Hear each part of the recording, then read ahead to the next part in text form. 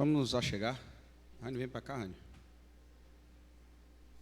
Se desesconda.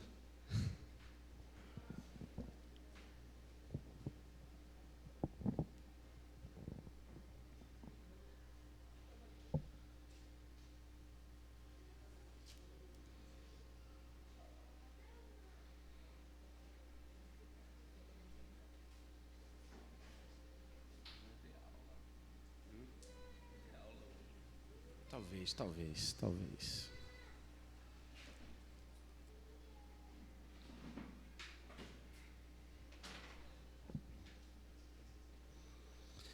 Amém, amados. Vamos dar continuidade à nossa temática e pedir ao Senhor que o Senhor nos conceda discernimento, compreensão, entendimento, percepção a respeito de tudo o que Ele tem trazido para nós. Que o Senhor tenha misericórdia de nós.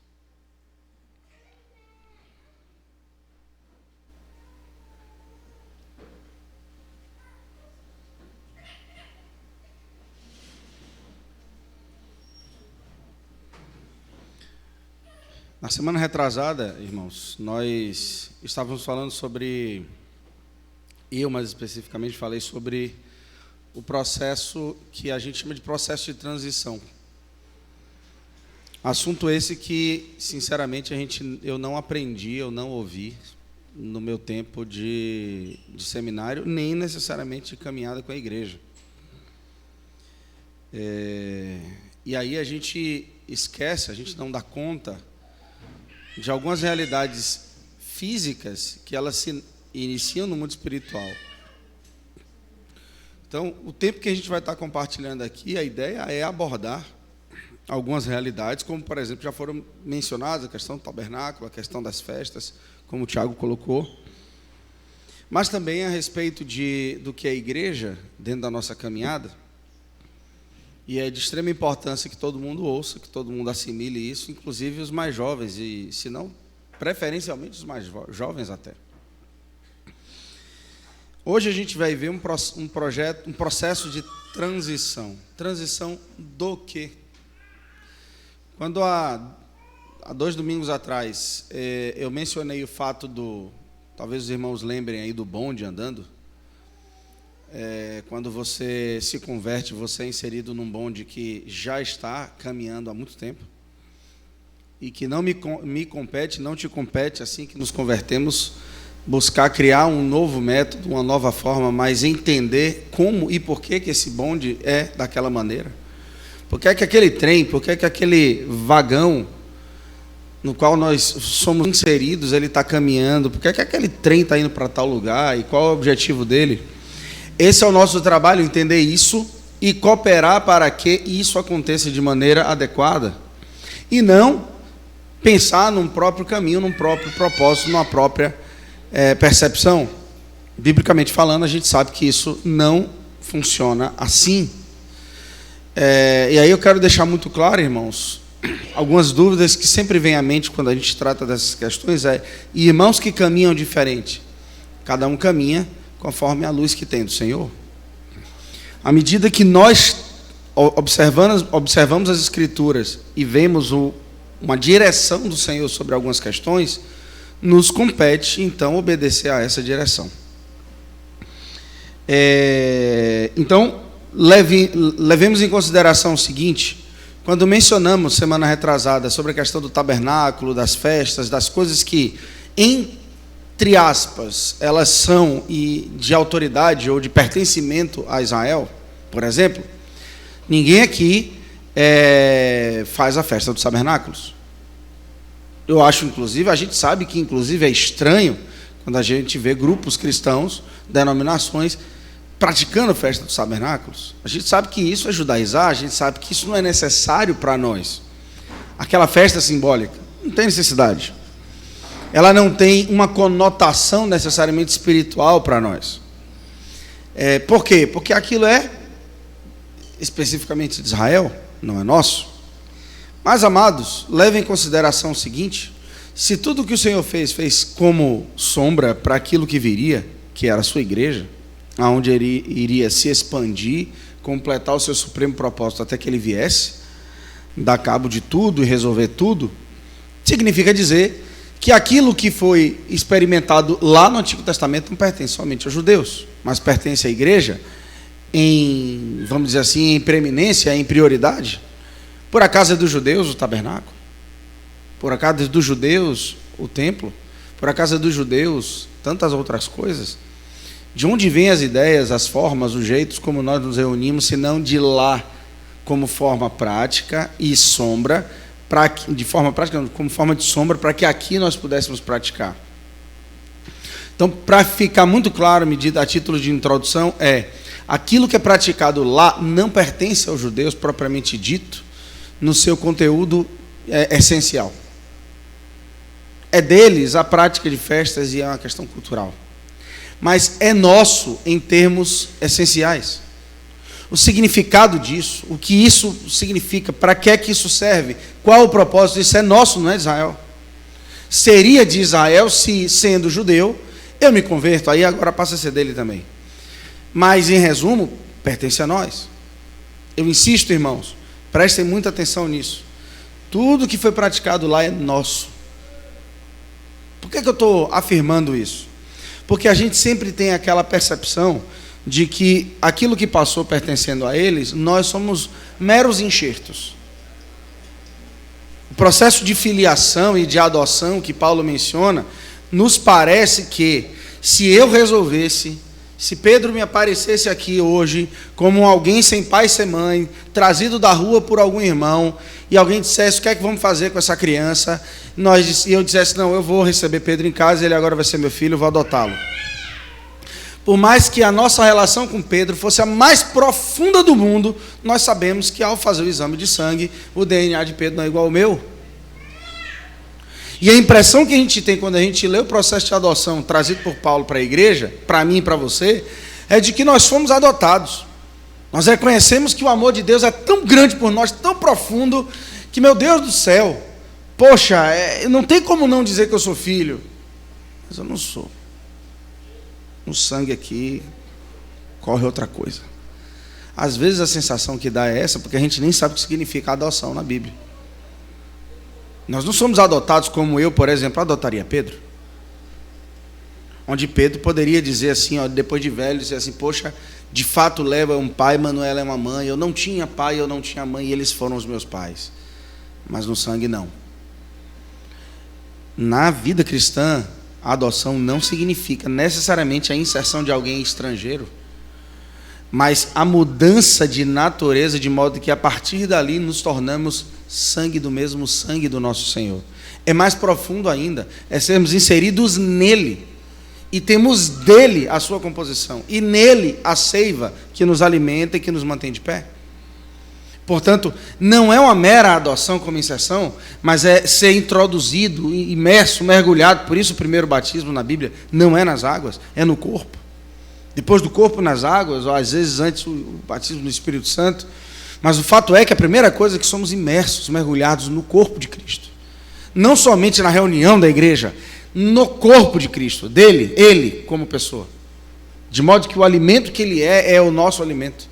É a mesma seiva, é o mesmo sangue, é a mesma circulação que passa lá, é a que nos alimenta, nos sustenta e nos mantém de pé. A adoção, ruiotesia, ela não é meramente alguém externo ou estrangeiro que foi considerado como. É alguém que de fato se tornou. Por quê? Porque somos nova natureza. Quando você fala do enxerto, e a Bíblia traz a ideia do enxerto, se a gente vai olhar e perceber o que acontece nos enxertos de planta, é que o galho que é enxertado, ele passa a receber características da raiz. Não é adoção como é feita com o ser humano, né? Justamente essa palavra enxerto, de enxerto, você mencionou a questão da seiva, ela vai passar, as características elas vão passar, aquela planta se torna a mesma planta. Ela não está ali em anexo, pendurada em outro galho, não. Ela está enxertada, ela passa a ser a mesma planta. E ela modifica, inclusive, a planta. Ela é tão uma com aquela planta que ela também interfere naquela planta. Aí, estudando os processos ano passado, ano retrasado, sobre rosa do deserto, é impressionante. Você pega uma rosa do deserto que originalmente tem uma cor só, ela é branca. Aí você faz um enxerto, coloca uma rosa. Aí a flor nasce rosa e branca. Aí você vai e coloca uma amarela, ela nasce rosa e branca e amarela. Aí você coloca uma preta, uma black, e aí você coloca ali, ela vai nascer aqueles arco-íris cheio de cores, e a planta vai tomando características diferentes, mas é a planta. Se você arrancar ela todinha da raiz, da terra, ela morre. Toda ela, não sobra ninguém. Do mesmo modo que lá na terra tudo alimenta da mesma maneira, da mesma forma. Nós fomos enxertados no Senhor. É dele que nos alimentamos e por ele que vivemos. Nós precisamos entender isso. Por quê, irmãos? Porque a igreja, ela não é... presta atenção nisso, irmãos. A igreja, ela não é um acidente de percurso. O Senhor tinha um propósito, estendeu esse propósito primeiramente a Israel. Israel lá na frente resolveu desobedecer. Então o Senhor fala assim, a gente tem que tomar muito cuidado quando a gente entende a parábola daquele senhor que fez um jantar e chamou os seus conterrâneos, e eles não foram, depois passaram a chamar as prostitutas, os bandidos, os mendigos pela rua. Esses somos nós. Precisa entender bem aquela parábola, para a gente não achar que a gente tinha um acidente de percurso somente, ou o próprio texto de João, né? Eu vim para os que eram os meus não me receberam. Esse processo é um processo que mais tarde a gente vai abordar, mas o fato é, ou em outro momento a gente vai abordar, mas o fato é que nós somos herdeiros de Deus e co-herdeiros com Cristo de tudo que Ele é e tem. E é por isso que a igreja, ela não entendendo isso, ela olha para Israel e fala assim, judeus, que nada. Deixa o judeu correr atrás da terra deles. Deixa eles gastarem fortuna, energia, condição, vida, fôlego em defender o seu próprio estado e terra. Nossa terra e nossa pátria não é terrena. Aleluia. Nós temos um território, uma casa nos céus. Isso nós temos. Deixa eles lá lutar. É tão bonito, né? Eu, como mero ser humano, quero tanto conhecer Israel, mas por saber que ali caminhou o meu Senhor, caminharam aqueles homens e mulheres das Escrituras, mas é estranho quando eu vejo crentes indo para lá, para Israel, e se rebatizando no Jordão, como se a água do Jordão é tão suja e feia que só Jesus para ter misericórdia, não tem nada de místico, espiritual naquilo ali. O que aconteceu de místico e espiritual aconteceu quando eu e você recebemos o Senhor. Isso é real. Senão a gente pega isso que é maravilhoso. Não que se eu for em Israel eu não vou tomar banho no Jordão. Vou tomar banho no Jordão e ainda vou fazer selfie. Vou mesmo aqui, eu estou aqui no Jordão. Porque é uma questão histórica. Mas dizer que aquilo chancela, legitima, carimba a minha experiência espiritual, negativo. Vou me emocionar, vou chorar, vou me alegrar, vou pular, vou ficar parecendo um pinto no lixo. Mas porque ali passou tudo aquilo que a gente conhece como Bíblia Sagrada. Toda a história que aconteceu passou por ali. Isso sim mexe comigo, mas não especificamente a mera experiência de estar no território ali, ou território espiritual de Israel. Não. Irmãos, a terra em que nós pisamos aí agora é terra santa.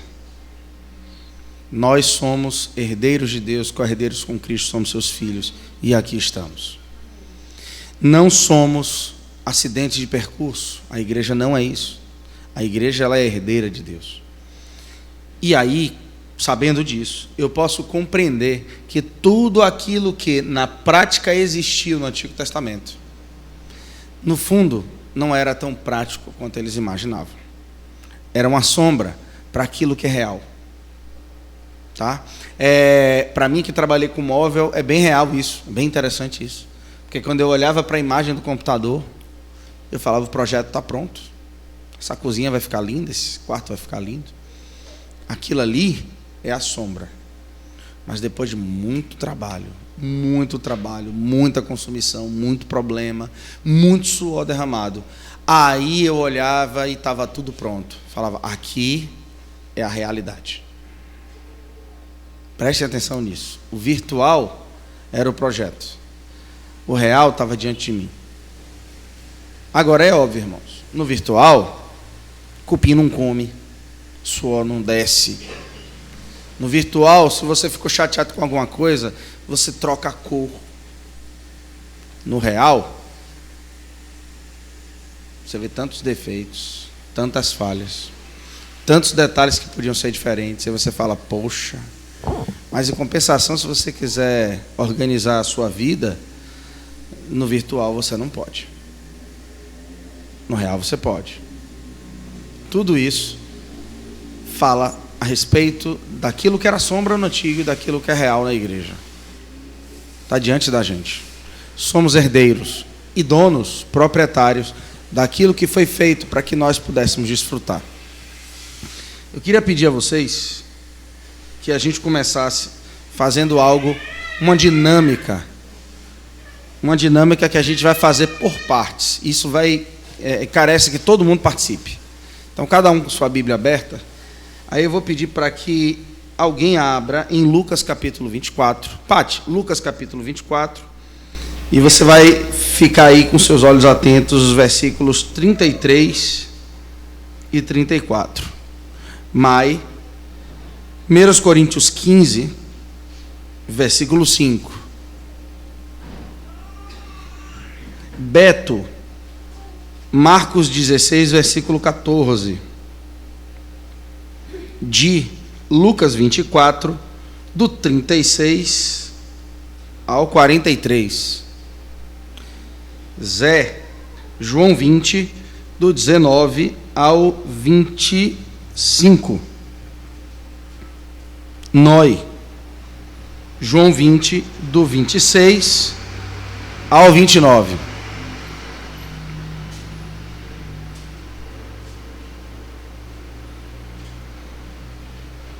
Nando, João 21, do 1,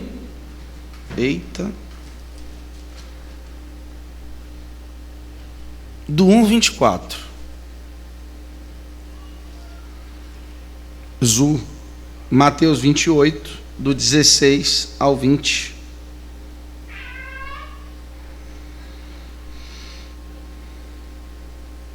Peu, Marcos 16, do 15 ao 18. Rani, 1 Coríntios 15, versículos 6 e 7. Isaac, Lucas 24, do 44 ao 49. Márcio, do Atos 1, do 3 ao 8. E aí depois a gente retoma. Ainda tem texto para a gente ler. A gente vai abusar hoje.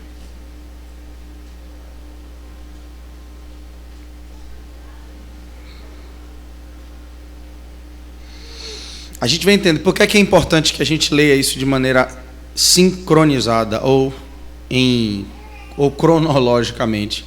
A gente precisa perceber, por exemplo, a ideia aqui é para a gente ter uma visão mais linear e cronológica da transição da morte, aliás, mais especificamente da ressurreição de Jesus, até o nascimento da igreja em Atos. E a gente vai ver que, para isso acontecer, a gente vai ter que pincelar em vários textos bíblicos até a gente chegar na conclusão que é o Pentecostes. A festa de Pentecostes e a descida do Espírito Santo sobre a igreja. Pati.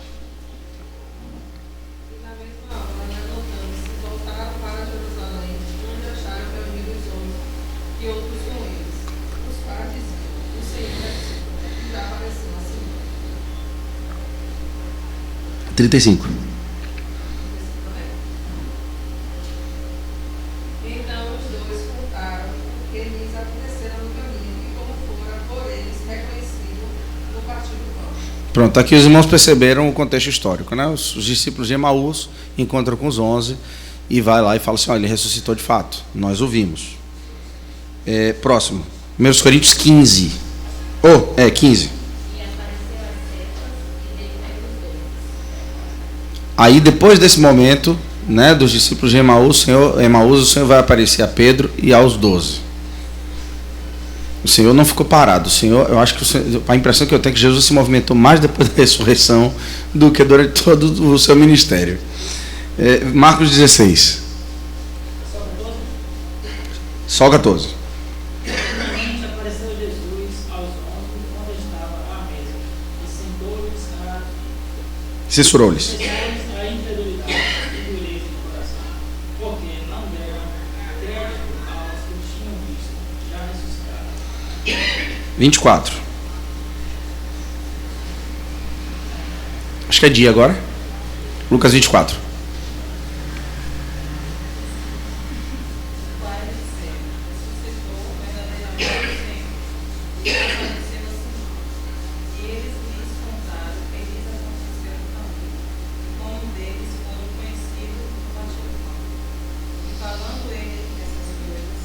mesmo Jesus se apresentou no meio deles e disse: Pai, seja conosco.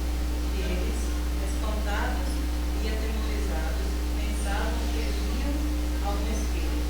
E eles lhe disseram: Por que estáis perturbados? E por que sabem que tais pensamentos, tais pensamentos aos vossos corações? Vede as minhas mãos e os meus pés, que sou eu mesmo. Apalpai-me e vede, pois o Espírito não tem carne nem ossos, como vedes que eu tenho. E, dizendo isto, mostrou-lhes as mãos e os pés. E não credes eles ainda por causa da alegria, e estando maravilhados, eles disseram: Tendes aqui alguma coisa para comer? Então eles acrescentou-lhes baixo de um peixe assado, um favo de mel, e que ele tomou e comeu diante deles. E disse-lhes: São essas palavras que vos disse, estando ainda convosco. E convinha que se cumprisse tudo que de mim estava escrito na lei de Moisés, e nos profetas e nos salmos. Então abriu-lhes o entendimento para compreenderem a Escritura. E disse-lhes: Assim está escrito, assim convinha que o Cristo padecesse e ao terceiro dia ressuscitasse dentre os mortos. João 20, 19 em diante. Ao cair da tarde daquele dia, o primeiro da semana, trancadas as portas da casa onde estavam os discípulos com medo dos judeus, veio Jesus, pôs-se no meio deles e disse-lhes: Pai, seja convosco. E dizendo isto, lhe mostrou as mãos e o lado. Alegraram-se, portanto, os discípulos ao verem o Senhor. Disse-lhes, pois, Jesus outra vez: Pai, seja convosco. Assim como o Pai me enviou, eu também vos envio. E havendo dito isto, soprou sobre eles e disse-lhes: Recebei o Espírito Santo. Se de alguns perdoados os pecados, serão perdoados. Se os retiverdes, serão retidos. Ora, Tomé, um dos 12, chamado Dídimo, não estava com eles quando veio Jesus. Disseram então os outros discípulos: Vimos o Senhor. Mas ele respondeu: Se eu não vir nas suas mãos o sinal dos cravos, e ali não puser o dedo, e não puser a mão no seu lado, de modo algum acreditarei. Vá. Uma semana mais tarde, os seus discípulos estavam outra vez ali, e Tomé com eles. Apesar de estarem trancadas as portas, Jesus entrou, pôs-se no meio deles e disse: Paz seja com vocês. E Jesus disse a Tomé: Coloque o seu dedo aqui, veja as minhas mãos, estenda a mão e coloque-a no meu lado. Pare de duvidar e creia. Disse-lhe Tomé: Senhor meu e Deus meu. Então Jesus lhe disse: Porque me viu, você creu? Felizes os que não viram e creram. João 21.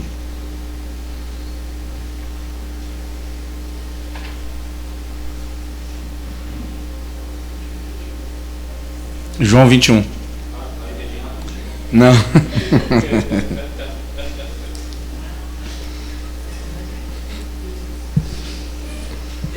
Depois disso, tornou Jesus a manifestar-se aos discípulos junto ao mar de Tiberiades. Foi assim que ele se manifestou. Estavam juntos Simão Pedro, Tomé, chamado Dídimo, Natanael, que era de Caná da Galileia, e os filhos de Zebedeu, e mais 2 dos seus discípulos. Disse-lhe Simão Pedro: Vou pescar. Disse-lhe os outros: Também nós vamos contigo. Saíram e entraram no barco, e naquela noite nada apanharam. Mas, à clareada madrugada, estava Jesus na praia. Todavia, os discípulos não reconheceram que era ele. Perguntou-lhe Jesus: Filhos, tendes alguma coisa de comer? Responderam-lhes: Não. Então lhe disse: Lançai a rede à direita do barco e achareis. Assim fizeram, e já não podiam puxar a rede, tão grande era a quantidade de peixe. Aquele discípulo a quem Jesus amava disse a Pedro: É o Senhor. Então Pedro, ouvindo que era o Senhor, cingiu-se com suas vestes, porque se havia despido no mar. Mas os outros discípulos vieram do barquinho puxando a rede com os peixes, porque não estavam distantes da terra, senão quase 200 côvados. Ao saírem em terra, viram ali umas brasas, em cima peixes, e havia também pão. Disse-lhe Jesus: trazei um dos peixes que acabaram de apanhar. Simão Pedro entrou no barco e arrastou a rede para a terra, cheia de 153 grandes peixes. E não obstante serem tantos, a rede não se rompeu. Disse-lhe Jesus: vinde e comei. Nenhum dos discípulos ousava perguntar-lhe: quem és tu? Porque sabia que era o Senhor. Deu Jesus, tomou o pão e lhe deu, e de igual modo o peixe. E já era esta a terceira vez que Jesus lhe manifestava aos discípulos, depois de ressuscitado dentre os mortos. Depois de ter comido, perguntou Jesus a Simão Pedro: Simão, filho de João,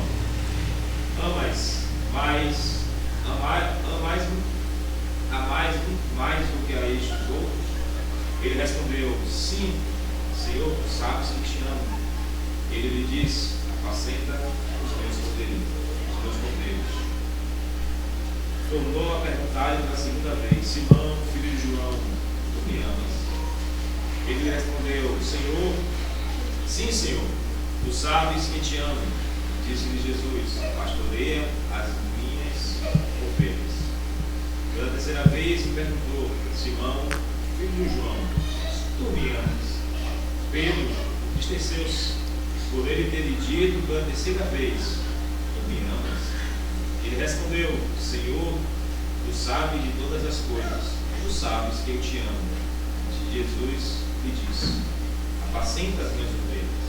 Em verdade te digo que quando eras moço, tu cingia a ti mesmo e andava por onde querias.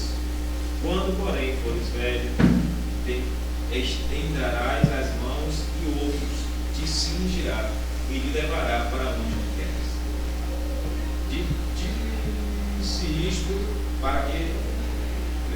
Disse isto para significar porque gênero da morte de Pedro havia de glorificar a Deus.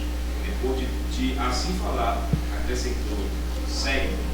Então Pedro, voltando-se, viu que também ia seguindo o discípulo a quem Jesus amava, o qual na ceia se reclinava sobre o peito de Jesus, e perguntaram: Senhor, quem é o traidor? Vendo, pois, Pedro, perguntou a Jesus: enquanto a este? Respondeu Jesus: se eu quero que ele permaneça até que eu venha, que te importa? Quanto a ti, segue. Então se tornou corrente entre os irmãos o dito de que aquele discípulo não morreria. Ora, Jesus não dissera que tal discípulo não morreria, mas se eu queria que ele permanecesse até que eu volte, o que te importa? Este é o discípulo que dá testemunho a respeito destas coisas e que as escreveu. Sabemos que o seu testemunho é verdadeiro. Mateus 28.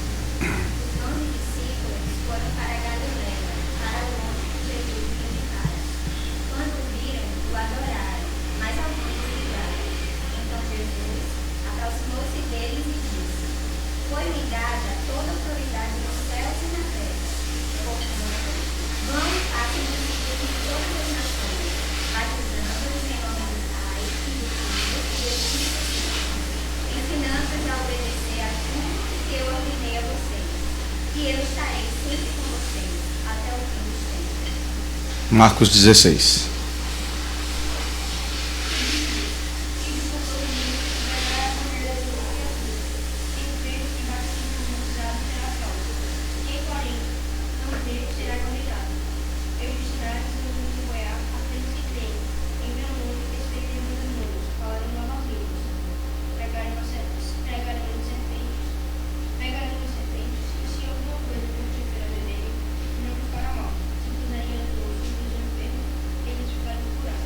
Primeiros Coríntios 15.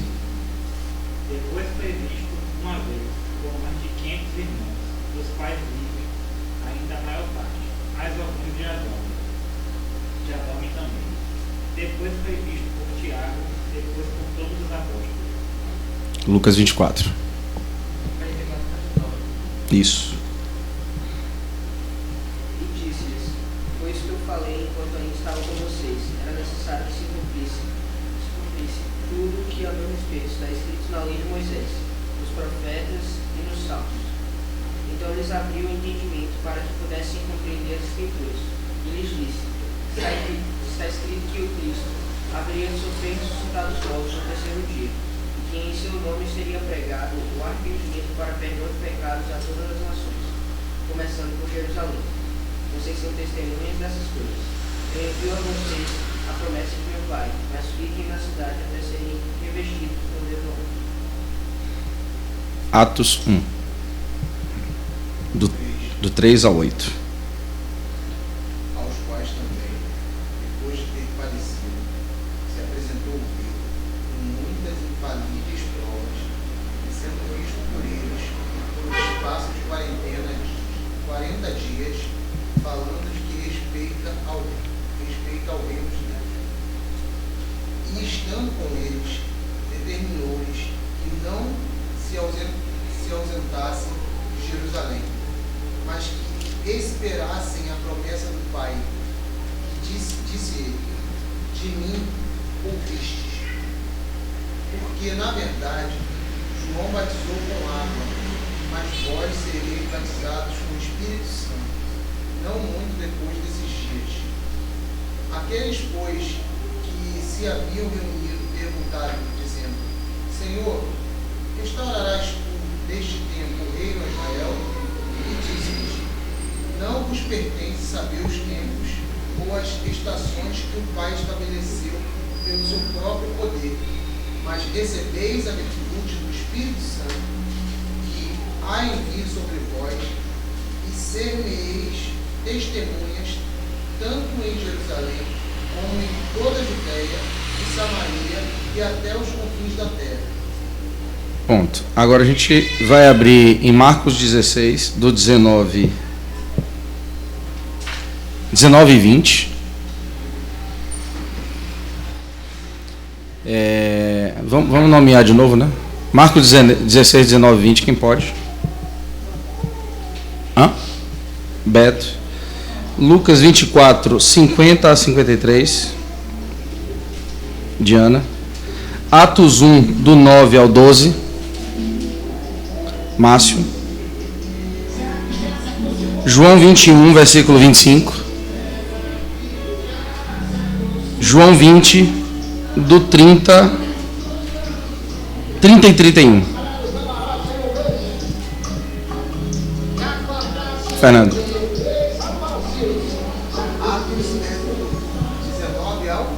Atos 1, do 9 ao 12. Marcos 16.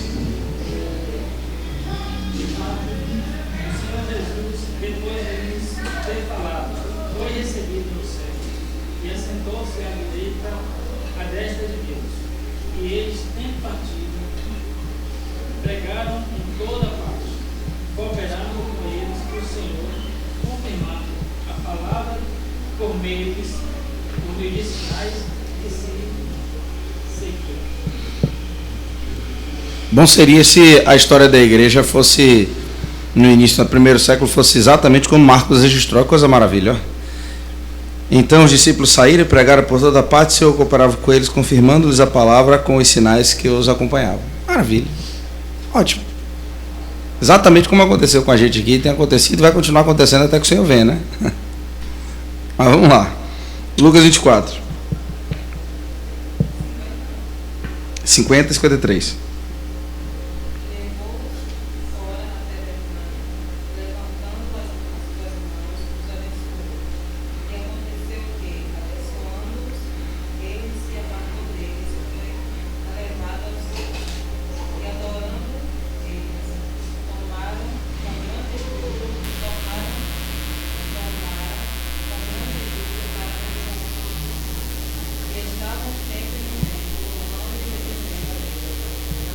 Onde é que eles estavam?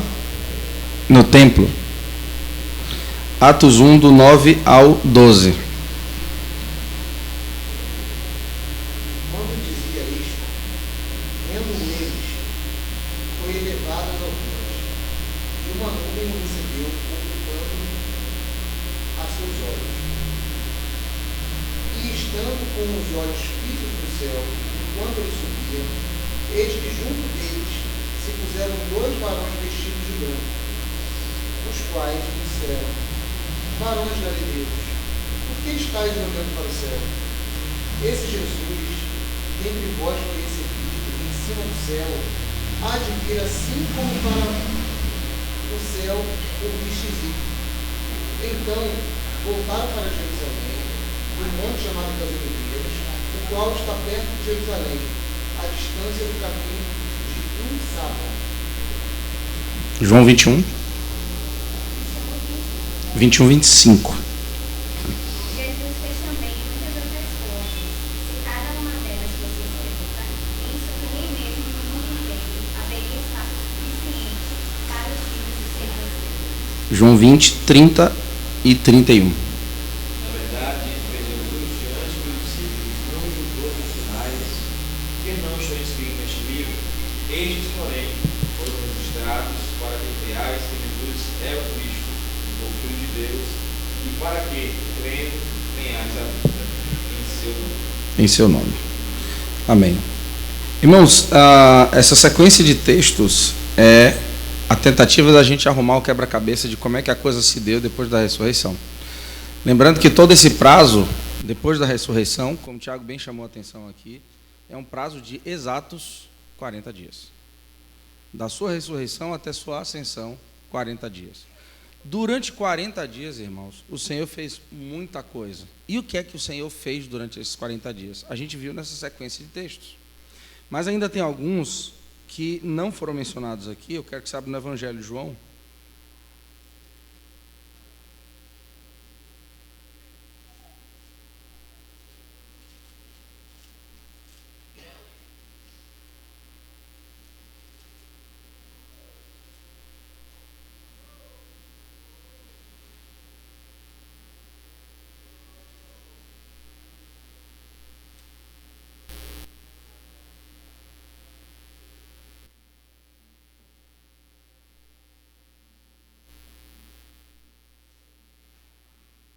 Perdão, irmãos, é Lucas.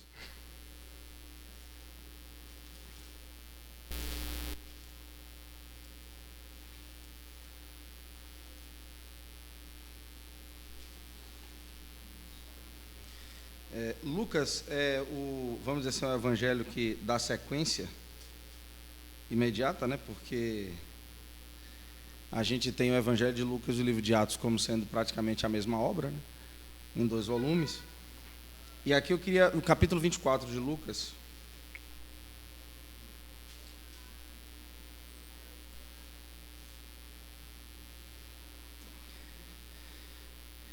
versículo 25, o Senhor diz assim: então ele lhes disse, Jesus disse, ó nécios e tardos de coração, para crer tudo o que os profetas disseram.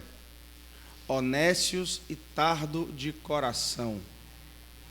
O Senhor está falando para aqueles discípulos, aos quais, os mesmos, na realidade, que o acompanhou durante toda a trajetória do ministério de Cristo. E ele diz assim: porventura não convinha que Cristo padecesse e entrasse na sua glória? E aí, olha, irmãos, o que sempre me chama a atenção, esse texto chegado, sempre me arrepia de emoção, porque o Senhor fala assim, e começando por Moisés, ou seja, o Pentateuco, tá? Começando por Moisés, discorrendo por todos os profetas, Torá, Terrilim, Ketubim, os 3 blocos do Antigo Testamento que dão os nossos 39 livros. Começando por Moisés, discorrendo por todos os profetas, expunha-lhes o que a seu respeito constava em todas as Escrituras. É interessante lembrar que eles não tinham, como nós temos agora, esse lindo material chamado livro na sua mão. eles não tinham nada nas mãos, provavelmente. Os rolos ficavam dentro das sinagogas, era difícil você ter esses rolos, talvez você tivesse trechos. O que o Senhor vai fazer é, obviamente de memória, explicando, citando os textos e mencionando, isso aqui fala a meu respeito. Está vendo isso aqui? Meu respeito. Fico imaginando o Senhor virando para os apóstolos falando assim, lembra daquela sarça que queimava, que ardia e não queimava, lembra? E eu estava ali, era eu mesmo. Fico imaginando o Senhor mencionando texto a texto. Lembra do anjo que apareceu a Abraão? Ah, não notaram não, era eu. Que depois aí eu envio aqueles outros dois que vão lá para Sodoma e Gomorra, eu fico aqui conversando com Abraão, era eu. E o Senhor vai falando que no Antigo Testamento falava a respeito dele. Fica imaginando a cara dos apóstolos olhando para Jesus e falando assim, não é possível. Ponto a ponto, pouco a pouco, texto a texto, experiência a experiência, história a história, o Senhor dizendo, era eu. Ah, vocês não sabiam disso, né? Aí Deus disse que ia cair pão do céu, né? Caiu maná, era eu. Aí eu fico imaginando Jesus virando para os discípulos assim, estava todo mundo lá no deserto, desesperado de sede. Aí de repente Moisés tocava uma rocha. Era eu a rocha, você não sabia que era eu? Era eu. Jesus ainda vai chegar ao absurdo dizendo assim, aquela rocha que os seguia no deserto. Claro que não era uma pedra que estava com pedra, fico imaginando aquela comitiva de gente, uma rocha rodando assim, ou levitando, né, para ficar mais cinematográfico. Era o Senhor o tempo todo, o Senhor o tempo todo. Cada profecia mencionada pelos profetas, cada profecia mencionada nos salmos, aqui era eu, aqui era eu, aqui era eu, aqui era eu. 10 dias, irmãos. Aliás, 40 dias, irmãos. A gente não sabe exatamente precisar quantas vezes o Senhor parou nos 40 dias para dizer, está vendo? Porque agora, o que é que faz sentido agora? Se o Senhor faz isso antes, durante os 3 anos de ministério, os discípulos, talvez até tenha feito, os discípulos fazem assim, amém, poxa, impressionante, era ele. Outra coisa é você ver o homem morrer, sofrer, morrer, e ao 3º dia ressuscitar, e aquele homem que há pouco tempo atrás estava pendurado, todo rasgado na cruz, ele agora está dizendo, vocês não leram no profeta que era necessário que eu morresse? E que eu ressuscitasse? Deixa eu lembrar de novo a vocês. Agora é Deus em carne ressuscitado, já era, mas agora é, na minha percepção, mais enraizado, porque eu vi ele morrendo, e agora o homem está ressuscitado na minha frente. Transformar água em vinho, bobagem perto disso. O aleijado andou, o leproso foi curado. Para com isso. O homem morreu, eu vi o homem morrer, o homem estava lá preso 3 dias dentro de um túmulo. Nem apodreceu. Agora, diante dos meus olhos, eu estou vendo esse homem que não tem jeito, é Deus, é o Messias. É ele, de fato, que nós esperávamos. Só que isso vai trazer uma impressão definitiva e completa. E isso fala muito da nossa experiência, irmãos, como igreja. Porque tem coisas que o Senhor vai falar conosco e vai ser necessário passar uma demanda de tempo para que o Senhor nos revisite e fale de novo. Não foi assim que o Senhor fez? O povo sai do deserto, ou sai do Egito, entra no deserto, o que é que o Senhor faz? Dá a lei. Êxodo e Levítico. Aí o povo está para entrar na terra prometida, o que é que o Senhor faz? Deuteronômio. Repete. Precisa repetir de novo. Fala. Muitas vezes na nossa experiência o Senhor vai fazer isso. Na nossa caminhada com Ele, o Senhor vai falar aquelas palavras bonitas que na reunião da igreja a gente chorou, rapaz. Aquela palavra numa conferência ali, num dia de partir do pão, numa reunião no lar. Aquela palavra tomou nosso coração, a gente ficou tão feliz, choramos, quebrantados diante do Senhor. Amém, Senhor, amém. Vou obedecer. Aí o Senhor fez, meu filho, tá bom. Você disse que vai obedecer, não é? Tá bom. Agora vamos aplicar. E aí a gente passa por uma demanda de quebradeira, por um sem número de problemas, crises sem fim, para não acabar mais. Aí quando a gente começa agora a respirar de novo, passou pela morte e ressuscitou, o Senhor fala assim, vamos lembrar? De novo? Aí o Senhor nos lembra aquele mesmo texto. Na mesma condição em que estávamos? Não. Agora a condição é diferente.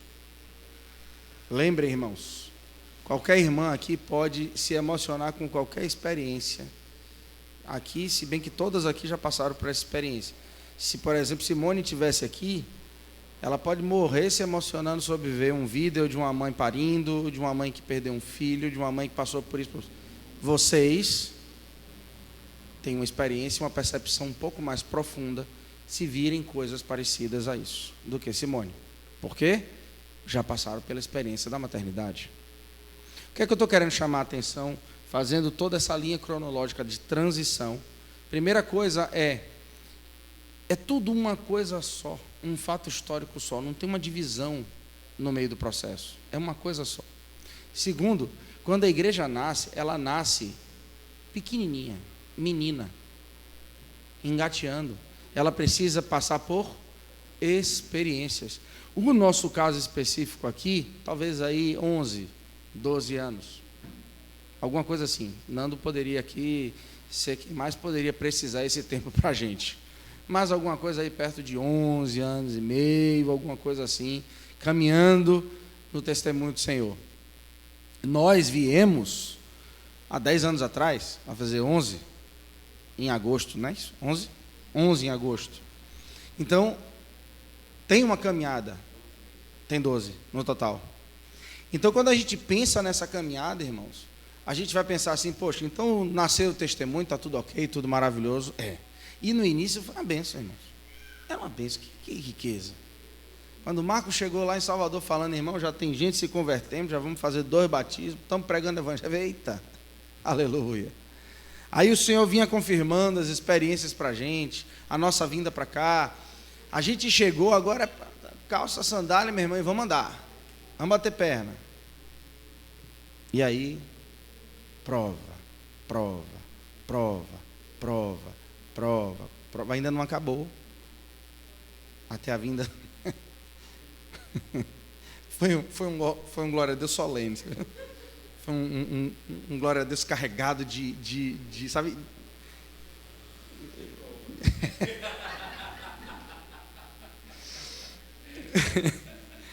Agora, por que eu estou querendo chamar a atenção para esse assunto, irmãos? Lembrando, porque a igreja, ela cresce num processo, tal como a nossa vida cristã cresce num processo. Quanto tempo leva para a gente absorver determinadas verdades? Quanto tempo leva para a gente ter absoluta responsabilidade? E aí entendam a palavra natural nesse contexto, responsabilidade natural, porque o Senhor, pela experiência, já infundiu em nós, diante de tais verdades. Quanto tempo leva para isso acontecer? É para ser de imediato? Leva tempo?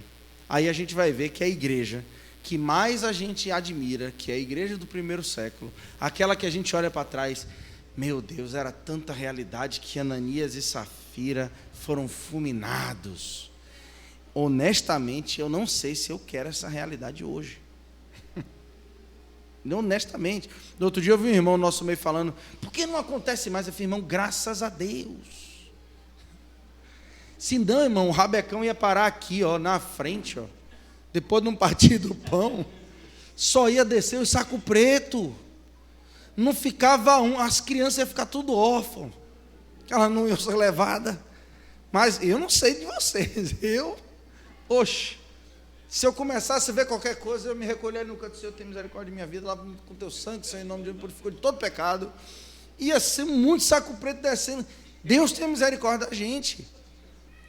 Mas irmãos, porque olha a realidade daqueles irmãos lá, mas diante daquela realidade, de tamanho poder, temor e consciência da presença do Senhor, a gente vai perceber, irmãos, que por um lado era assim, por outro, meu Deus, como é que eles levaram tanto tempo para ver coisas tão óbvias?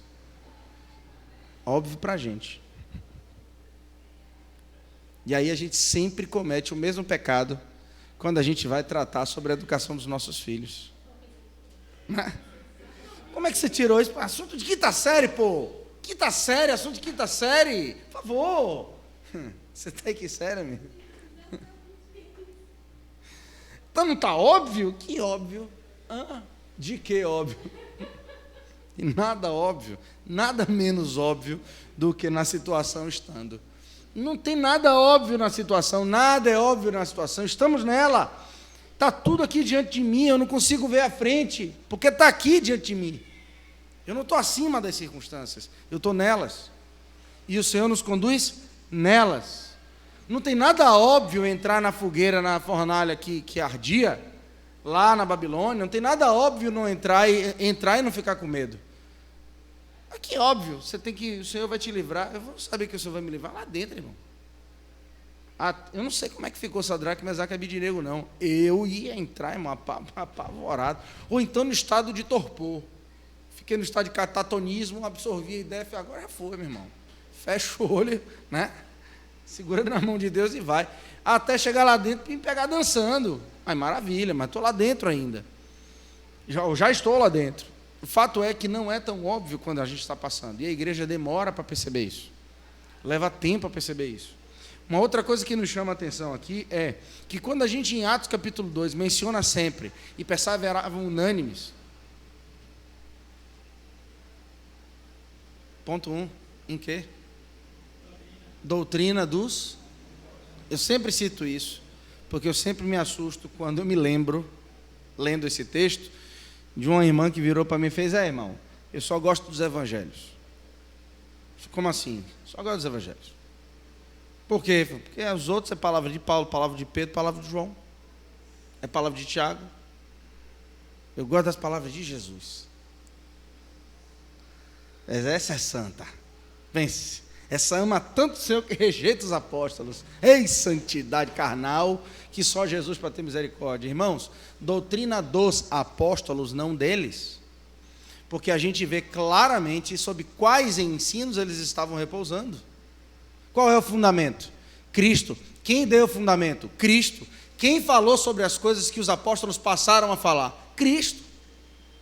Quando? Como? Irmão, se alguém me disser que tem algum seminário, faculdade, sei lá, curso, melhor do que aqueles 10, aqueles 40 dias, que o Senhor ensinou aos apóstolos, tudo que, começando por Moisés, passando pelos profetas, falava a respeito dele, irmão, se alguém diz para mim que tem algum professor melhor do que aquele, por favor, eu quero ir até esse homem hoje. É baseado nesses ensinamentos que os apóstolos agora, com o Senhor assunto aos céus, agora vão estabelecer os primeiros passos de caminhada da igreja. E aí eu me arvoro a dizer, eu corro o risco de dizer, às vezes com medo de errar, mas é a impressão que eu tenho, de que apesar de terem ouvido tanto do Senhor, não captaram tudo o que o Senhor queria dizer. Mas não mesmo. Por quê? Porque a gente sempre tem a impressão que aí eu abro um parêntese para falar por que existem heróis na nossa literatura e na nossa cultura. Aliás, em todas as culturas. Por que existem heróis? O herói é aquele arquétipo daquilo que a gente devia ser e não consegue. Né? Aquele cara que vai resolver os problemas são impossíveis para nós. Por isso nunca chame Jesus de herói. Ele não é. Jesus não é um herói. Herói é fake. Pronto. Herói é fake, que não existe. Jesus é real. Então, o herói é um arquétipo daquilo que a gente devia ser, daquilo que a gente deve alcançar. Então, quando você se vê na sua frustração, não conseguindo alguma coisa, você fala, mas fulano faria. E aí, nessa perspectiva de criar um arquétipo, nós criamos arquétipos entre nós. Nós fazemos de alguns irmãos, de algumas situações, de algumas assembleias, o arquétipo do ideal, que nós não conseguimos ser. E aí, de alguma maneira, a gente encontra, inclusive, justificativas. Mas aquela assembleia lá, por favor, né, velho? Olha a realidade deles, pô. Como assim? Aquilo que você está falando é real ou você criou na sua cabeça um arquétipo de aquela realidade ali, é a deles muito diferente da sua? Porque de repente pode ser que inclusive seja até pior do que a sua, mas os irmãos avançaram. Então não se trata necessariamente de alguém que tem mais condição de fazer ou não, trata-se de eu ter mais comunhão com o Senhor. De eu entender aquilo que o Senhor está querendo me dizer. Então muito cuidado com os arquétipos, porque, por exemplo, quando a gente descobre que aquele arquétipo não é aquilo, e aí eu sempre me lembro, talvez dessas animações de 20 anos para cá, talvez uma das que mais me impressiona é a Lenda dos Guardiões, das Corujinhas. O arquétipo do Lies the Kill. Meu herói, Meu herói, meu herói. Quando o menino conhece lá esse daqui, hã? Corcunda, todo rasgado, as penas tudo destronchado. Você? E ele fala, você esperava o quê? Você achava que era o quê? E aí, pum, desmonta o herói. Não é mais herói. Bonito é aquele branco, né? Aquela coruja branca, linda, maravilhosa, era do mal. De fato, irmãos, a gente precisa pautar a nossa experiência naqueles que já estão todos arregaçados mesmo. Está tudo quebrado, mas permaneceram. Esses são os nossos referenciais, não arquétipos. Nossos referenciais são esses. Quais são esses irmãos?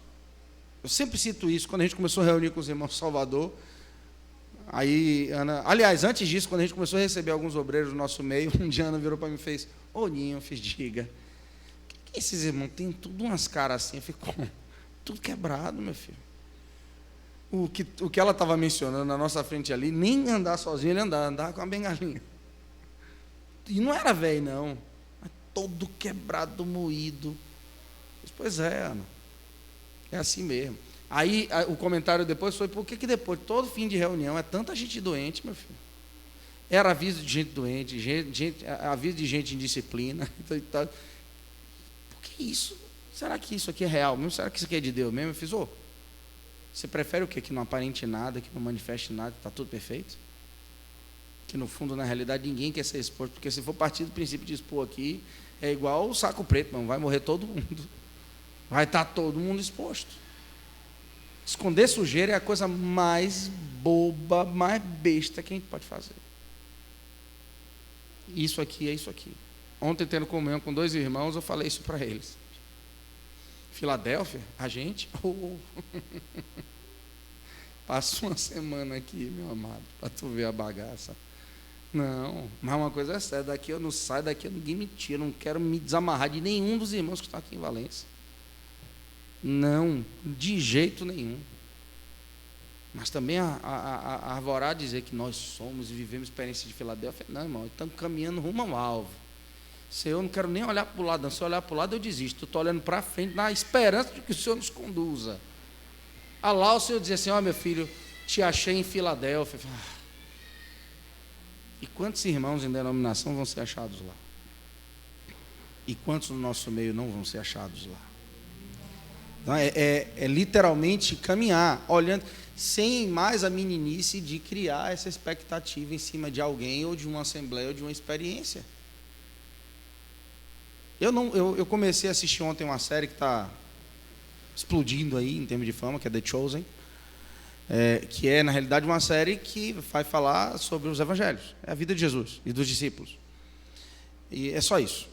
Se eu não me engano, ela é feita, depois eu vou confirmar, ela é feita, o diretor dela é filho, se eu não me engano, para quem lembra de Deixados para Trás, Jerry B. Jenks, parece que é o filho deles. É o mesmo sobrenome, tal, alguma coisa assim, e é gratuito, você baixa o aplicativo de celular e assiste, é gratuito para todo mundo. Só que, cara, eu estou assistindo para saber se tem alguma heresia, se tem alguma coisa errada, alguma coisa assim, porque tá bom demais para ser verdade, assim, gratuito, né? Mas pode ser, encargo de alguém. Mas, meus irmãos, eu vou dizer uma coisa a você, o modo como eles estão colocando os discípulos é humano demais, velho. Eu não sei se eu estou querendo enxergar heresia, ou se eu que não gostei, né? Ou se eu imaginei arquétipos, né, dos apóstolos. João Batista, meu pai do céu. A Manuela ontem virou para mim e disse, João era assim mesmo, talvez até pior. Aí Manuela fez, será que ele fazia pintura rupestre? Eu fiz, espera aí, amor, é uma das cavernas. Aí já é demais, né? Mas são homens demais. Pedro, oh meu Deus, Pedro, Jesus. Eu tinha uma imagem de Pedro. E eu não estou dizendo que ali está correto, não, irmão, mas está, no mínimo, gerando uma ruptura incômoda de paradigmas. Não, muito estudo, muito estudo. E eles falam logo no início sempre dos episódios, olha, a gente tem licença poética aqui para a gente criar personagens que não estão nas escrituras para poder entrar na narrativa, senão não combina. A expectativa de Maria Madalena e o próprio Jesus, esse eu não vou nem mencionar. E quando eu vi a cara do cidadão, eu fiz, hã? Aí você vai passando assim, os primeiros 5 minutos você rejeita, daqui a pouco você fala, peraí. No final das contas, nenhum personagem que eu já assisti sobre o filme de Jesus é mais parecido com um judeu do que esse. Isso é a cara de um judeu. É o desenho de um judeu, a figura de um judeu. Claramente um judeu. Aí você, cara, não é possível. Mas assim, quando você vê na vida humana, eles pescando, Pedro chateado porque passou a madrugada inteira pescando, não achou peixe, e trata os outros com descaso, com grosseria, chega a Zebedeu com os filhos para tentar ajudar. Você fica vendo aquela cena e fala, meu Deus do céu. Aí ele encontra com Jesus na praia. André já tinha mencionado para ele não quer saber de Messias. Que Messias, André? E aí, para poder complementar a narrativa, Pedro estava devendo ao Império Romano, e ele vai estar desesperado. Mas aí você olha para aquela cena, Pedro é muito ruim na série, inicialmente. Não tem como você não antipatizá-lo. A gente tem que tomar cuidado, porque assim, a gente não pode criar uma expectativa em cima de histórias passadas para diminuir a nossa responsabilidade na nossa. Porque o arquétipo é diminuição de responsabilidade no final das contas, irmãos. Você criar a imagem perfeita do que foi, é você, na sua alma, arrumando uma justificativa para a sua responsabilidade. Parem para pensar. Olha, os discípulos fizeram o que fizeram, a igreja experimentou o que experimentou, porque também puderam, né? Caminharam 3 anos e meio com ele. Com ele quem? Deus feito em carne ali na cara deles. Certo? Isso foi tão diferente que precisou Jesus morrer, ressuscitar para repetir tudo, porque eles ainda não estavam entendendo muita coisa. E aí vai aquela máxima da experiência de Sadhu Sundar Singh e com Corrie ten Boom. Olha, que privilégio conhecer alguém que viu Jesus face a face. Aí Sadhu olha para Corrie e fala assim, que privilégio conhecer você. Por que eu? Bem-aventurados os que não viram e creram. E o Pumba? Irmãos, o povo no deserto viu o que viu, irmãos. Foram salvos com o mar se abrindo na cara deles. Pouco tempo depois estava fazendo bezerro de ouro, porque disse Moisés, o Egito não lhe saiu do coração. Irmãos, qual é a nossa caminhada aqui em Valença?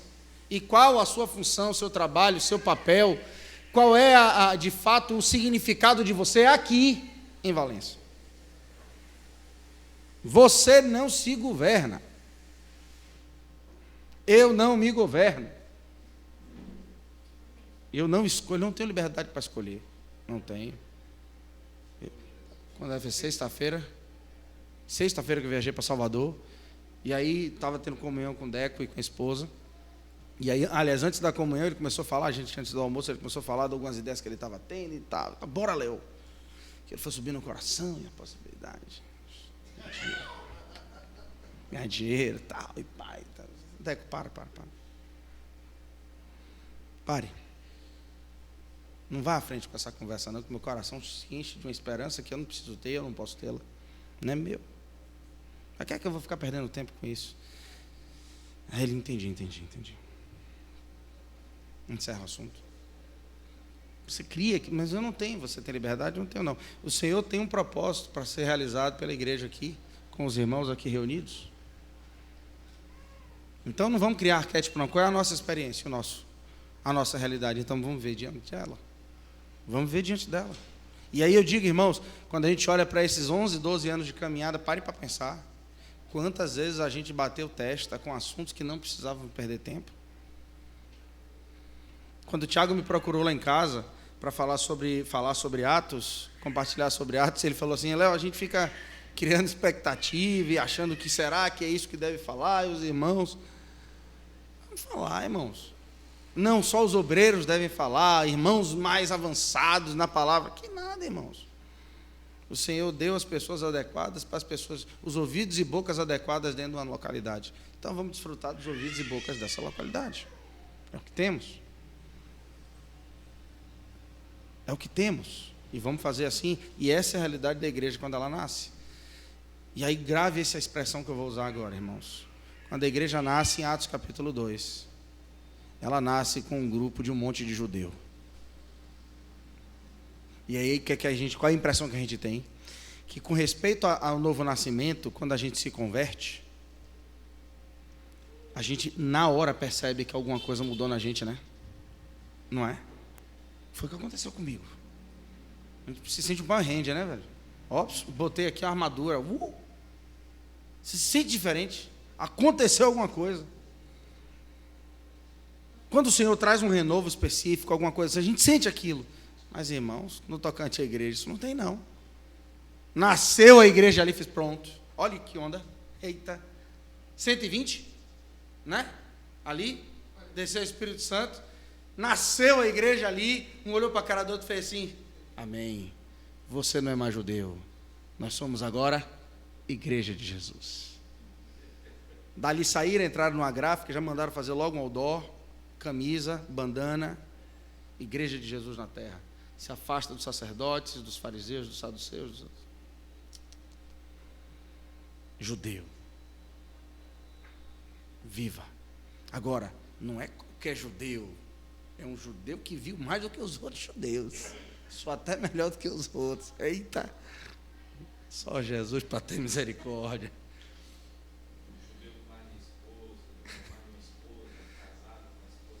E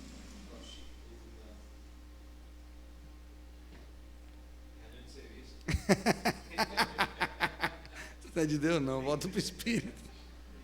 Deixa para lá, vamos continuar alegre.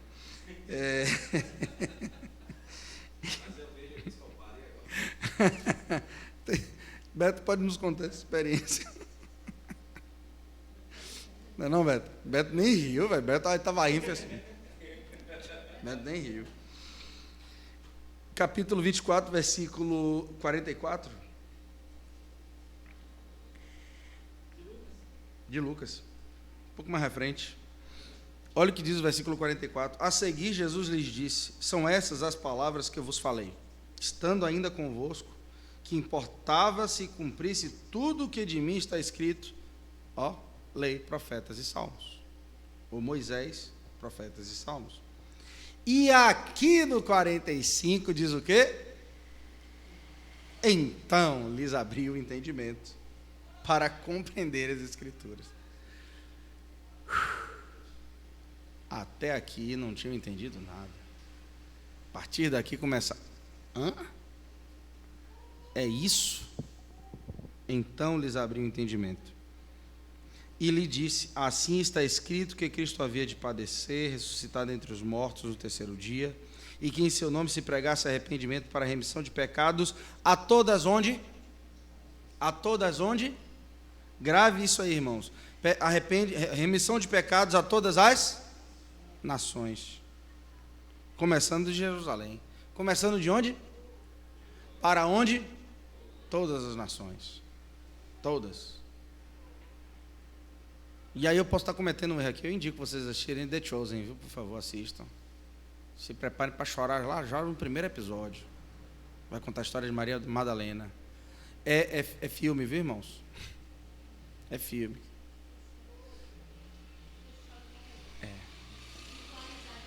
É outra história, completamente diferente. E ela parece porque ela foi possuída de 7 demônios, né? 7 espíritos, né? A gente esquece disso. E eles vão abordar essa realidade da vida de Maria Madalena. E o Senhor vindo a ela. Então, assim, é impressionante isso, porque quando a gente olha para isso aqui, irmãos, o chamado de Jesus, visualizar o chamado de Jesus aos discípulos é bem interessante, porque quando Pedro se depara com Jesus, ele fala assim, o barco está lá quase afundando de tanto peixe, e aí ele se ajoelha chorando diante do Senhor e fala assim: se afaste de mim, eu sou pecador. Ele acabou de negar Jesus, ele acabou de tratar Jesus mal. Depois o Senhor faz um milagre, ele volta, claro, na série ele volta para Jesus e fala assim: se afaste de mim porque eu sou pecador. E aí depois ele fala: não, de repente a gente trabalhando junto, pode ser que a gente, né, veja um jeito de ganhar mais peixe. Mas Jesus dá risada para a cara dele e fez: Pedro, não, Simão, vinde, me siga, que eu vou te fazer pescador. Mas é de outra coisa, Pedro. Eu vou te fazer pescador de homens, em todos os lugares, e vou ensinar a vocês a pegar peixes em todos os lugares. Pedro já estava imaginando o superpoder de Jesus para aumentar o mercado da peixaria na Judéia, papai, vá por mim. Ele já imaginou ali, ó, vários açougue não, como é peixaria, em tudo quanto era canto, meu irmão. Jesus sabe de nada, inocente. Tu vai pegar é homem, de tudo quanto é canto. Só que, irmãos, uma coisa é Jesus dizer discípulos de todas as nações. Outra coisa são os discípulos entendendo. Homens judeus que estão espalhados em todas as nações. Isso é que eles entenderam, mas não foi o que Jesus disse. Gravem isso. Talvez esse seja o principal e mais absurdo erro cometido pela igreja em Atos. Mas o Senhor continua sendo o Senhor da igreja. E aquilo que Ele começou, Ele vai concluir. E nenhum dos seus planos podem ser frustrados. Tudo isso se junta para a gente ver como foi que a igreja caminhou durante aquele período.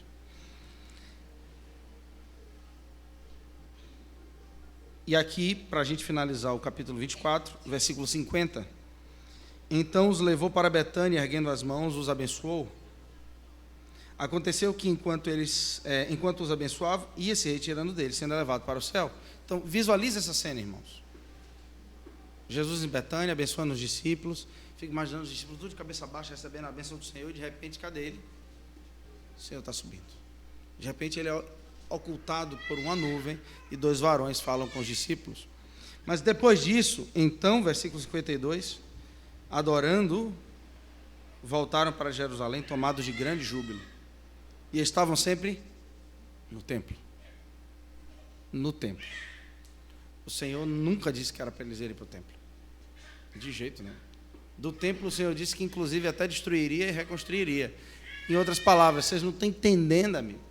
Eu sou o templo. Então vocês vêm aonde? A mim. Não é ali, é aqui. Se deram conta? De que para os judeus é físico, para nós é Ele. E tendo tido essa realidade diante dos próprios olhos, voltaram para Jerusalém felizes, regozijando e jubilando. Estavam todos os dias no templo. Bastava estar junto em Cristo? Não, volta para o templo. Por quê? Porque não é como um novo nascimento. A partir do momento que eu vejo a igreja, a partir do momento que eu vejo isso do Senhor, não significa dizer que a partir de agora todos os meus conceitos passados estão resolvidos. Não estão. Vão ter que ser destruídos, reconstruídos, substituídos, até que a gente entenda a nossa caminhada. E não tem jeito, irmãos. Nós sabemos que colocar essas coisas por goela abaixo não funciona. Não dá realidade. Não se copia a realidade espiritual. Ou o Senhor mostra, ou eu não vou ver nunca. Ponto. Disso, na nossa experiência aqui, em Valença, nós sabemos que é assim. Você pode até dizer aquela velha história das irmãs usando véu. As irmãs têm que usar véu, tem que usar véu. Então começou a reunir, põe logo um véu na cabeça aí. A mais recente aqui, Zuleide. Fernando, põe logo um véu na cabeça de Zuleide, porque ela tem que pôr o véu. Ela pode até obedecer o marido. Porque o marido fez uma pressão, porque os irmãos também pressionaram. Mas, se o coração for insubmisso, vai continuar insubmisso. Até que eu veja nas Escrituras, até que o Senhor me mostre essa realidade. É completamente diferente. As irmãs aqui sabem bem disso, graças a Deus. Nesse assunto, graças a Deus. Nesse assunto, pelo menos, a gente não pode se envergonhar, né? Quase, mas não se envergonhou, não. Graças a Deus. O Senhor é bom. Nem sempre a gente não, né? Nem sempre a gente não enxerga, né? É. Nem sempre a gente não enxerga. E por fim, irmãos, para a gente finalizar nosso compartilhar hoje, capítulo 1 de Atos.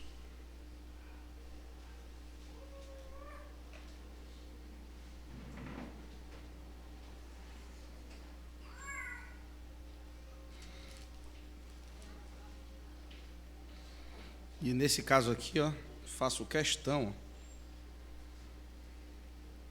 Deixa eu botar uma caneta aqui que é para parar de voar a página.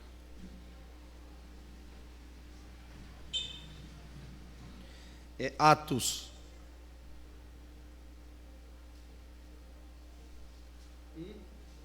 3.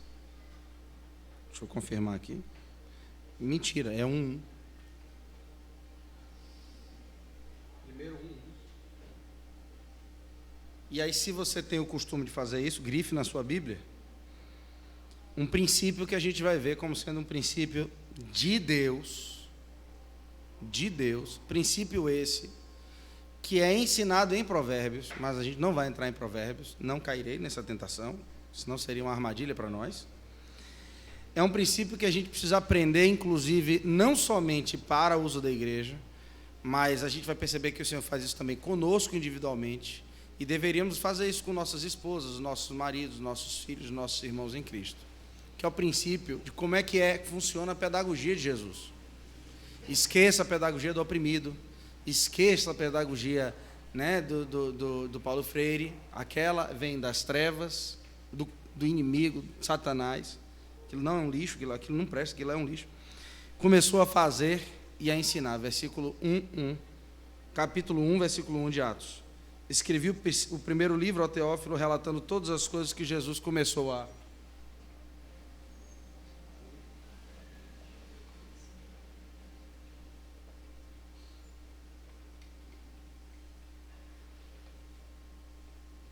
fazer e ensinar. Qual é a nossa educação hoje? A gente ensina para fazer. Ou nem ensina. Ou nem ensina. Mas a ordem do nosso ensino hoje, da nossa pedagogia qual é? A gente vai para dentro de uma sala. Então, lá dentro da sala a gente ouve. Depois a gente vai fazer. Aí quando a gente vai para a prática, a gente fala o que foi. Que tempo foi esse que eu perdi? Ouvindo, que não me ensinou nada na prática. No final das contas, um estudante de medicina, quando cai dentro de uma sala de cirurgia, juntamente com um cirurgião que é professor, e aí o cirurgião fez, me observe aqui. Aí o estudante não está fazendo nada. Né? E aí, você tem que pegar esse instrumento, você vai cortar aqui. Tá. Claro que eles já tinham repassado aquilo antes, mas é ali na prática. Fazer e ensinar. É assim que o Senhor trabalha junto conosco. Salomão já tinha explicado como é que é isso lá em Provérbios. Repito, não vou cair nessa tentação. Mas o Espírito Santo começou a fazer e ensinar. Fazer e ensinar. Observem que, de um modo geral, eu me lembro que o Senhor me trouxe esse assunto logo quando a gente estava vindo para Valência. E logo quando a gente chegou em Valência, ainda para findar o primeiro ano, estando aqui em Valência, nós passamos por uma experiência que talvez tenha trazido uma morte profunda. Talvez não, trouxe uma morte profunda no assunto, por exemplo, da pregação do Evangelho. Não pregar o Evangelho. Irmãos, é só a gente olhar, Jesus fez com os discípulos durante 3 anos e meio. Depois que morreu, ressuscitou, sentou e foi ensinar. O Senhor se permitiu passar vergonha, passar vexame, permitiu os discípulos meterem os pés pelas mãos. Ele permitiu tudo isso. Porque primeiro a gente faz, observa, depois ensina. Cria a dificuldade. Não foi assim que Deus fez com Adão? Você imagina, criou Deus, pois, o homem do pó da terra, né? Aí Adão passou a ser alma vivente, agora, Adão, por favor, senta ali. Caderno, caneta na mão, anota aí. Anote aí, diga, você é homem. Aí Adão, eu sou homem. Homem precisa de mulher. Anota aí, homem precisa de mulher. Adão, você precisa de mulher. Você entendeu isso, mulher? Adão, o que é mulher, Senhor? Só anote. Notou? Não. Aí Deus cria Adão e larga Adão lá. Aí Adão vai viver. Aí Adão olha e fez, o cachorro tem cadela. Eu não tenho ninguém. E aí ele olha os pares, se vê só, até que ele tem necessidade.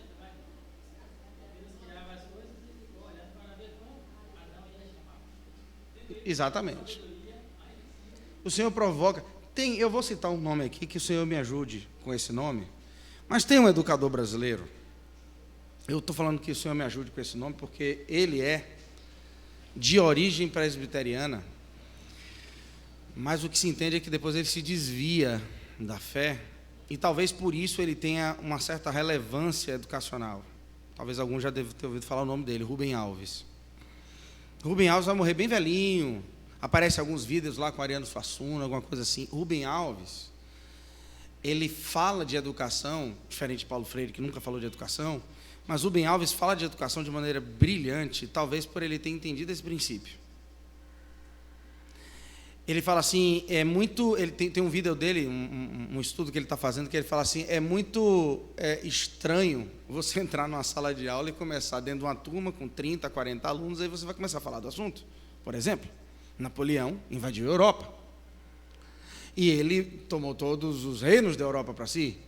Ok? E aí ele resolveu que também queria tomar a Inglaterra. E aí decreta um bloqueio continental. O que foi que Napoleão fez?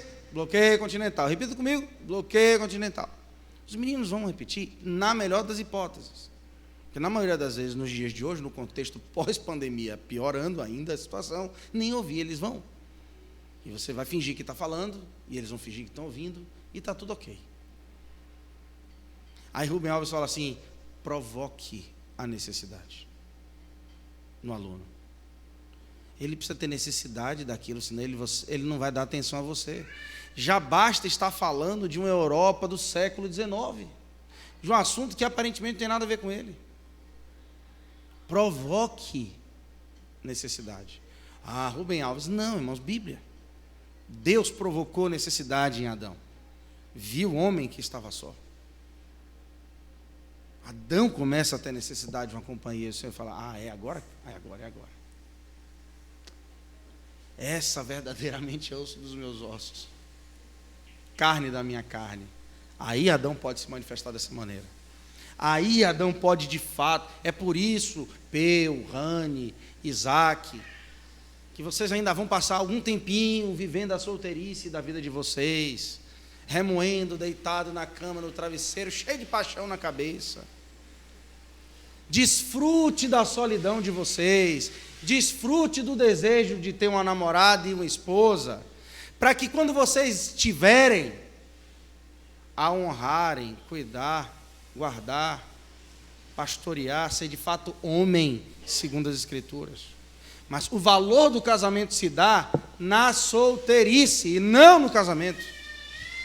É na ausência, é na falta. O Senhor primeiro provoca a falta. O Senhor primeiro provoca a necessidade. Quando você se vê em necessidade, você fala assim, Senhor, agora eu estou interessado. É claro que sim. É justamente o que vai acontecer aqui na igreja em Atos. É justamente o que o Senhor provoca em todos os lugares. O Senhor não mudou o seu método. Até hoje o Senhor trabalha da mesma maneira. Fazer e ensinar. Mas aí, os três aqui na frente, jovens, adolescentes, resolvem ter o desejo de ir para a rua pregar o evangelho. Primeiro vocês precisam aprender.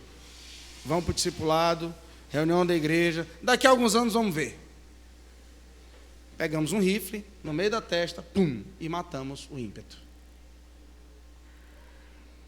O que é que os pais e mães, preguiçosos como nós somos, temos que fazer? Vocês querem ir pregar o evangelho, é? Bora. Vamos lá. Pode ter certeza que eles vão fazer mesmo de besteira. Sem levar em consideração que nós também vamos fazer. O Senhor nos ajude. E na medida ali, do porta em porta, na rua. Irmãos, a gente sabe onde é que a gente está dando tiro no pé falando sobre esse assunto. Deus tenha misericórdia de nós. Mas não é matar o ímpeto dos irmãos na igreja. Óbvio que isso não é uma regra. Todas as vezes que sentir, a gente está obrigado a fazê-lo, não. Mas o que o Senhor está chamando a atenção é que essas coisas ocorrem e nós temos que fazer da mesma maneira, irmãos, que o Senhor fez. Fazer e ensinar. Primeiro a gente vê um estudo, depois a gente faz alguma coisa. Irmão, me perdoe. Tudo que eu já tinha lido sobre presbitério, diaconia, vida da igreja, antes de vir para Valença, por exemplo, irmão, já tinha lido coisa demais.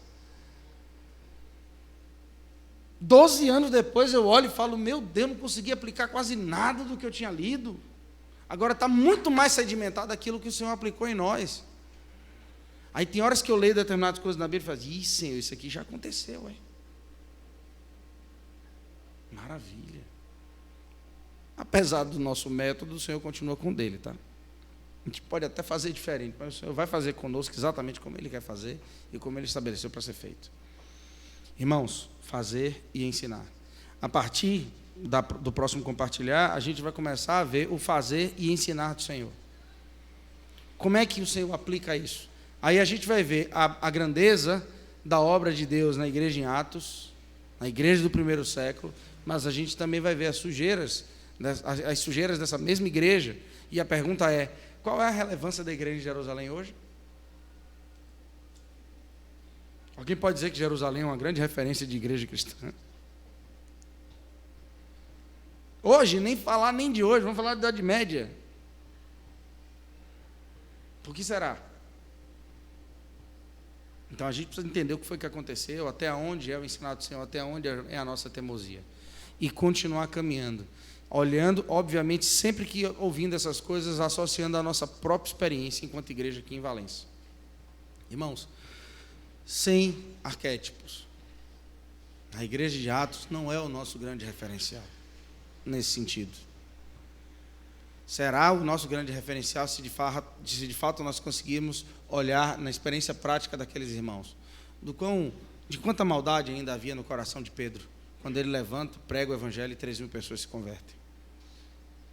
Mas o quanto que um coração mau, um homem carnal, sim, muito mais amadurecido do que quando o Senhor o chamou do início, óbvio, mas o quanto que o Senhor pode fazer por meio dessas coisas. E detalhar cada um desses aspectos e perceber a mão do Senhor caminhando com a igreja, seguindo com a igreja.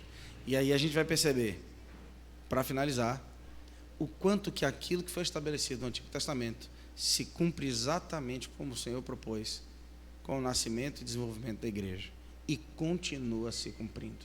Até hoje, o tabernáculo continua. Até hoje, o templo está em pleno e absoluto funcionamento. Como?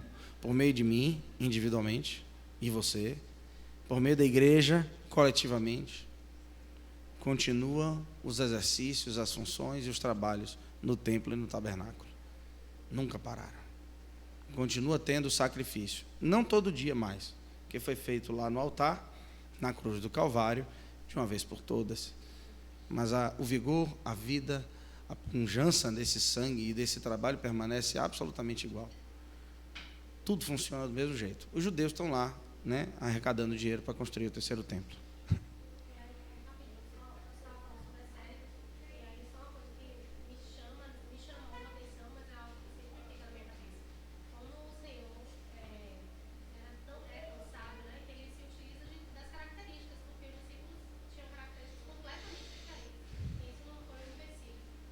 Não foi.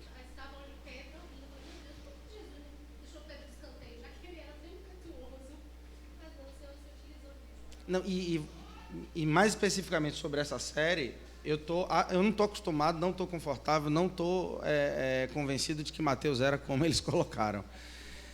Mas Mateus era publicano. Publicano é aquele judeu que trabalha para Roma, na coleta de impostos dos judeus. Então ele é um pária, ele não é... Eu sou judeu, mas eu olho para um publicano e falo assim: você não é um publicano, ou você não é um judeu, você é qualquer outra coisa. Ele é traidor. Por isso que, às vezes, na disciplina da igreja, o Senhor fala assim: considerai-o como gentio e publicano.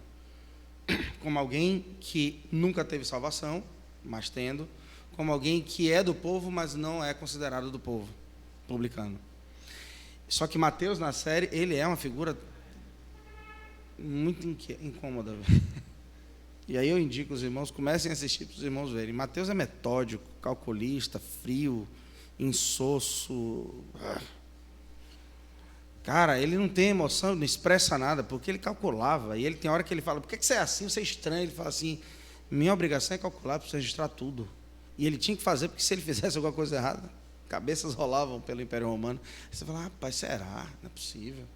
Meu Deus, mas é interessante porque a gente entra vamos dizer assim, naquilo que é orgânico nesse processo. E isso é importante a gente ver.